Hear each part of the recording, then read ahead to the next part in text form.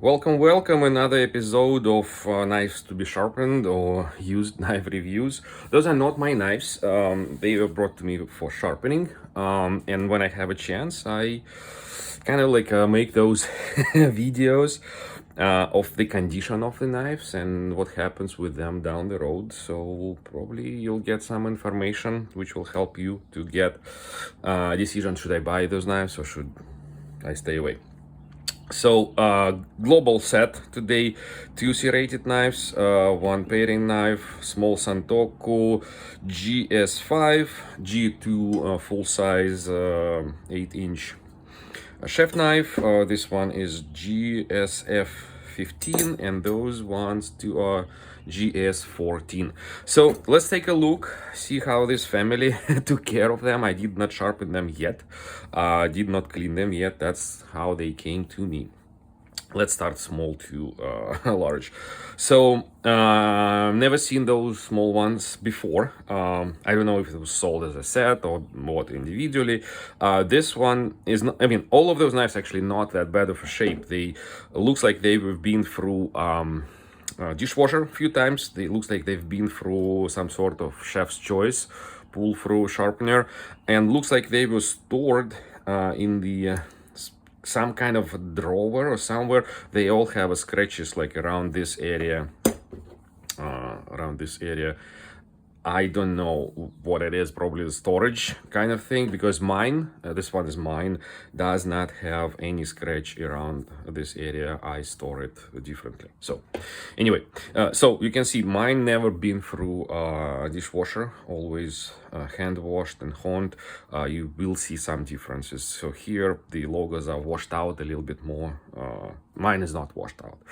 The previous video which I did with the global knives from another person, all the logos were completely washed out. So they are dishwasher safe, but they're not. I mean, I would not recommend doing dishwasher on any good knife.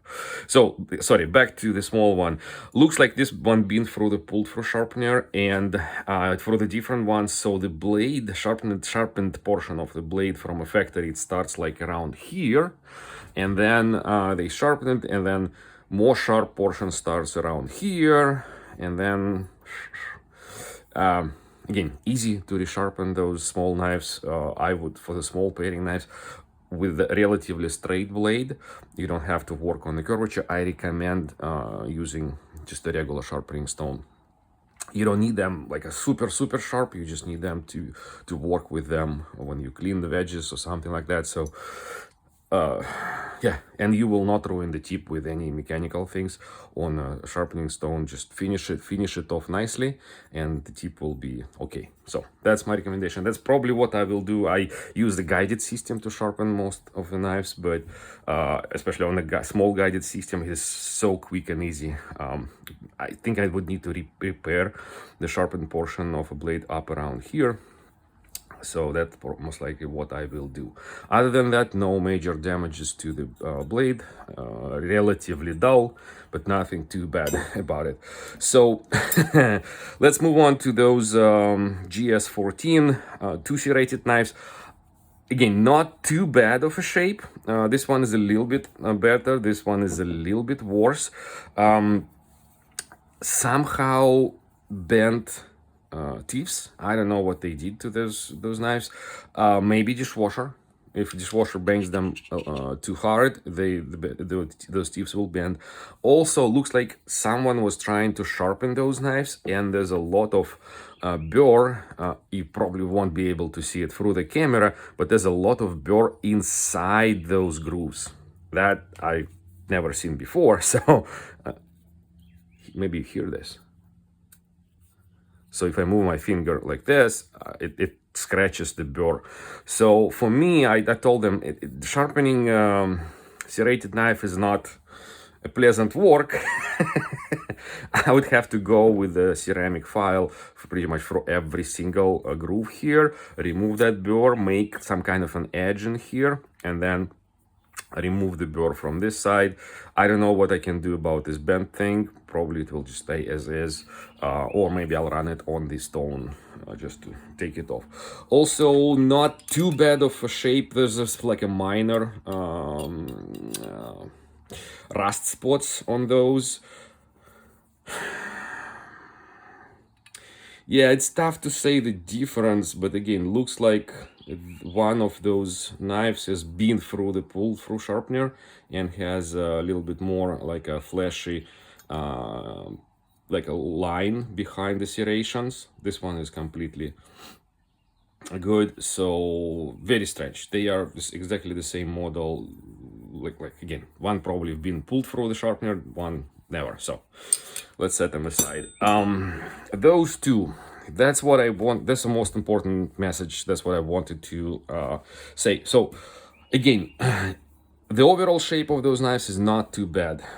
Have a little bit of rust spots where usually they appear on those knives, because this is where they fuse the blade portion of the knife to the handle sides and then polish over. So that area where it was fused and of course heated a lot, it kind of like damages the structure of the material, and it's where the rust spots tend to just show up a little bit more.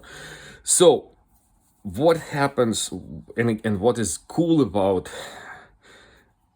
global knives, what they lose with time if you start sharpening them too much. So look at mine. Mine has this convex, which I think I explained in one of those videos. Very noticeable convex through the whole blade, and then it has a little bit more convex towards the blade itself, and the edge is pretty thin. When you start sharpening global knives like this, which I constructed like this one is almost like a flat already. You don't feel that convex. Here, you remove that very thin edge very, very quickly, and it becomes very thick behind the edge. So this is the difference which I want you to see. Look how wide this polished portion on my knife, which has never been through a pull-through sharpener. It was very lightly honed and sharpened very lightly by me. Look how wide it is, and look how narrow it is here. So this knife was probably run through a pull-through sharpener many times, and that portion of the thin edge is gone. I shouldn't say edge, thin edge, and behind the edge, that thin portion is gone. Now, what I have to do, I have to sharpen it, probably not like 15 degrees per side, maybe like 16, 17, 18, so a little bit higher angle, just because not to kind of like make a weaker edge and then wider sides of that. So I can do 15, then it will be a very bright shiny portion of the edge on both sides. It will not stay sharp for very long. So I would probably recommend now a little bit more bigger angle on that knife. But in general, again, something happened to those knives, either in proper storage or, I don't know, super rough dishwasher.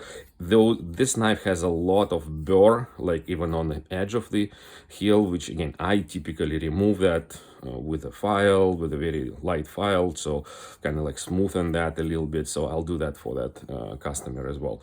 And again, of course, I will sharpen it and remove all the burr from those sides. But other than that, the knife is not sharp, nowhere near to be sharp. I can literally like cannot cut myself. Well, can, but I want. Same for this knife.